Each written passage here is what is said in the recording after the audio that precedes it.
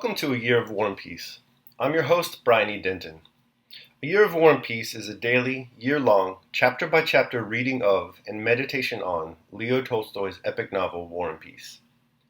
In these videos and podcasts, you'll be treated to a free reading of one chapter per day of the novel, plus a reflective essay I've written individually tailored to that day's chapter.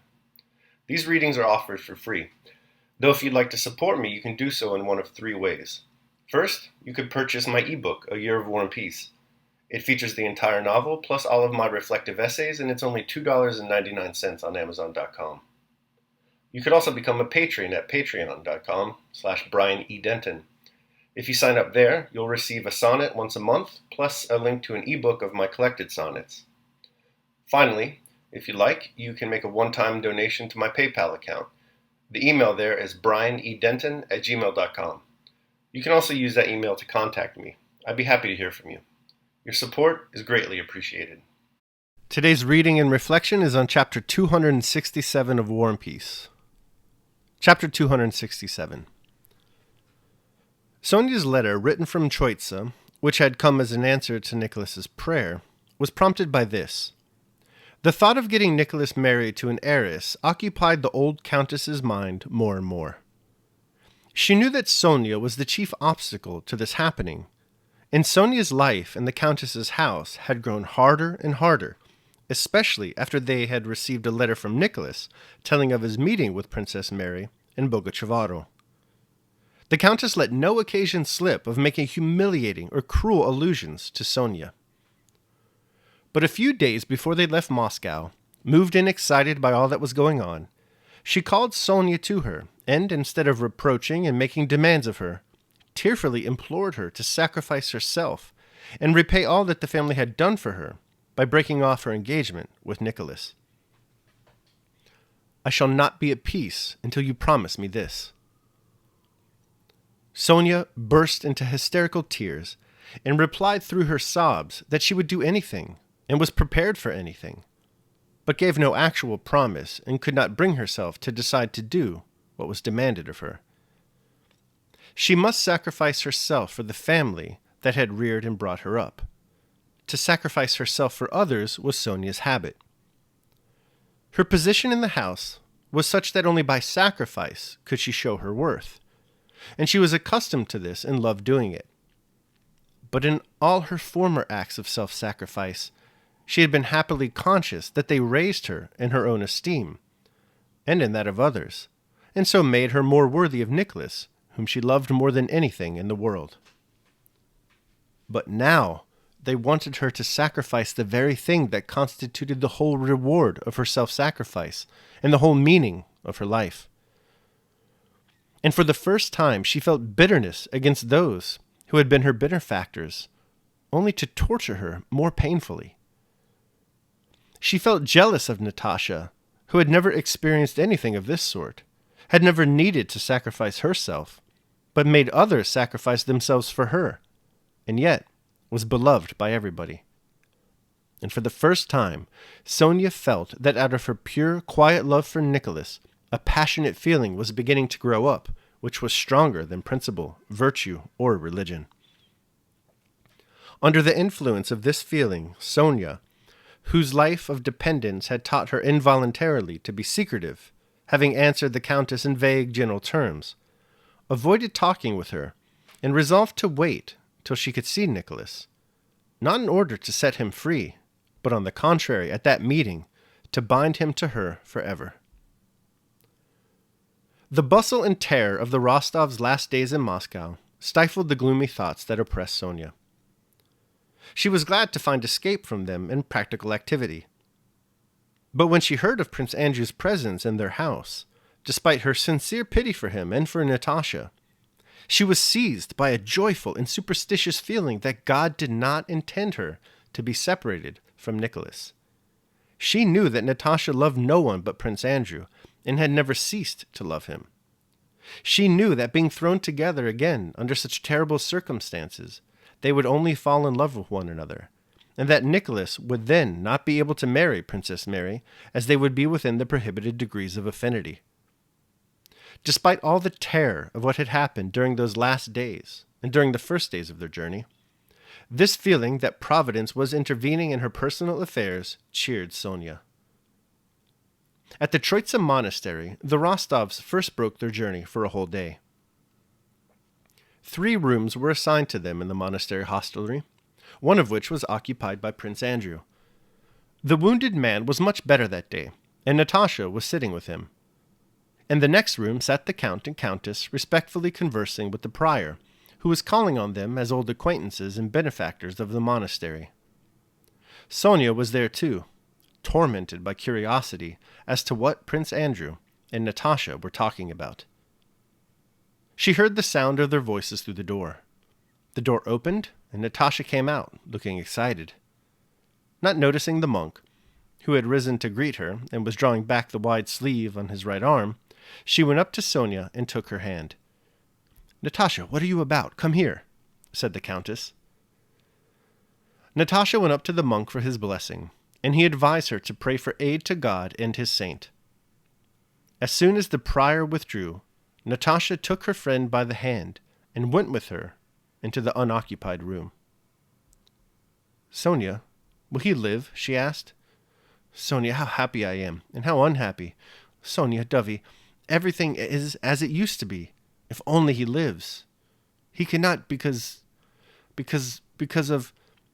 And Natasha burst into tears.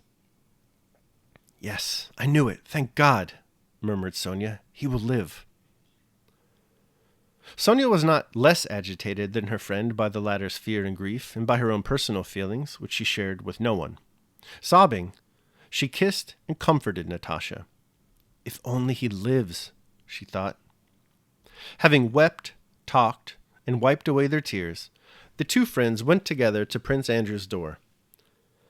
Natasha opened it cautiously and glanced into the room. Sonia standing beside her at the half-open door. Prince Andrew was lying raised high on 3 pillows. His pale face was calm, his eyes closed, and they could see his regular breathing. "Oh, Natasha," Sonia suddenly almost screamed, catching her companion's arm and stepping back from the door. "What? What is it?" asked Natasha. It's that, said Sonia, with a white face and trembling lips. Natasha softly closed the door and went with Sonia to the window, not yet understanding what the latter was telling her. "You remember?" said Sonia with a solemn and frightened expression. "You remember when I looked into the mirror for you at Otradano at Christmas? Do you remember what I saw?" "Yes, yes," cried Natasha, opening her eyes wide and vaguely recalling that Sonia had told her something about Prince Andrew, whom she had seen lying down.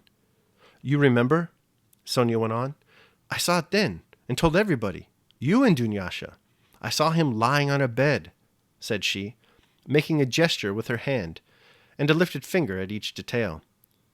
"And that he had his eyes closed, and was covered just with a pink quilt, and that his hands were folded," she concluded, convincing herself that the details she had just seen were exactly what she had seen in the mirror. She had in fact seen nothing then, but had mentioned the first thing that came into her head. But what she had invented then seemed to her now as real as any other recollection. She not only remembered what she had said then, that he turned to look at her and smiled and was covered with something red, but was firmly convinced that she had then seen and said he was covered with a pink quilt and that his eyes were closed. "Yes, yes, it really was pink," cried Natasha, who now thought she too remembered the word pink being used, and saw in this the most extraordinary and mysterious part of their prediction. "But what does it mean?" she added meditatively. "Oh, I don't know. It's all so strange," replied Sonia, clutching her hand. A few minutes later, Prince Andrew rang, and Natasha went to him. But Sonia, feeling unusually excited and touched, remained at the window, thinking about the strangeness of what had occurred. They had an opportunity that day to send letters to the army, and the Countess was writing to her son. "Sonia," said the Countess, raising her eyes from her letter as her niece passed. "Sonia, won't you write to Nicholas?" She spoke in a soft, tremulous voice, and in the weary eyes that looked over her spectacles, Sonia read all that the Countess meant to convey with these words. Those eyes expressed entreaty, shame at having to ask, fear of a refusal, and readiness for relentless hatred in case of such refusal. Sonia went up to the Countess and, kneeling down, kissed her hand. "Yes, Mamma, I will write," said she. Sonia was softened, excited, and touched by all that had occurred that day, especially by the mysterious fulfillment she had just seen of her vision. Now that she knew that the renewal of Natasha's relations with Prince Andrew would prevent Nicholas from marrying Princess Mary, she was joyfully conscious of a return of that self-sacrificing spirit in which she was accustomed to live and loved to live. So with the joyful consciousness of performing a magnanimous deed, interrupted several times by the tears that dimmed her velvety black eyes, she wrote that touching letter, the arrival of which had so amazed Nicholas. All right, that concludes my reading of chapter 267. I will now proceed to my reflection on the same. A Year of War and Peace, day 267. Footpaths. This chapter is why we read great literature. It has it all. We get the subtle psychological drama of Dostoevsky, the domestic intrigue of Austen, and the social realist class consciousness of Dickens. All of this is presented, undiluted, in an expertly condensed 3.5 pages of text, focusing on one of the novel's main storylines, Sonia's relationship with Nicholas. Tolstoy is masterful with Sonia here. She is sympathetic without being simple. She is morally complicated without being disagreeable. She is, in short, a full and rich character. Her story, as it relates to her decision whether or not to hold Nicholas to his promise to marry her, is worthy of reflection. We start out with a great amount of sympathy for Sonia. She is, after all, a poor orphan. In addition, she's a very nice girl with a genuine love for Nicholas and a deep respect for her adoptive family. Yet these worthy sentiments yield great conflict. On the one hand, her love for Nicholas is a source of profound happiness. On the other, her respect for the Rostovs provokes terrible suffering. She is grateful to the Rostovs. She has dutifully sacrificed much in her life as a means of repayment for all they have done for her. She cannot, however, bear their opposition to her desire to marry Nicholas. Her respect soon sours into bitterness. Bitterness leads her to jealousy and deceit. First, she reaches back to the mirror game she and Natasha played during the years-long break in Natasha's engagement to Prince Andrew. Sonia embellishes this lie even more, claiming that Prince Andrew, recovering in bed under his blankets right now, is precisely the same image she saw in the mirror. Speaking of Prince Andrew, his convalescence appears to be going smoothly. He's looking better. This affords Sonia the opportunity to further mire herself in the swamps of dissimulation. She sees her opportunity. If Prince Andrew recovers, he will marry Natasha. If he marries Natasha, then Nicholas will not marry Mary, because incest in law is frowned upon, I guess. In a disingenuous gambit, Sonia writes to Nicholas, freeing him from his promise to marry her. Obviously, Sonia is not being truthful here. Her goal is merely to make it seem as if she's being dutiful by submitting to Countess Rostova's wishes. In reality, she's banking on Andrew's recovery so she can somewhat less blamelessly marry Nicholas. This is the conflict and what makes today's chapter so interesting and fruitful for contemplation. Sure, Sonia is deceitful, she acts in bad faith and rebels against her family. Consider her social position, though. She is essentially oppressed by the class and gender strictures of her time. What power does she really have? And she is, in the end, acting out of love for Nicholas and a wish for her own happiness. It's a tough predicament. We've spoken frequently about how the roles we assume in life can take us a long way towards determining a right course of action.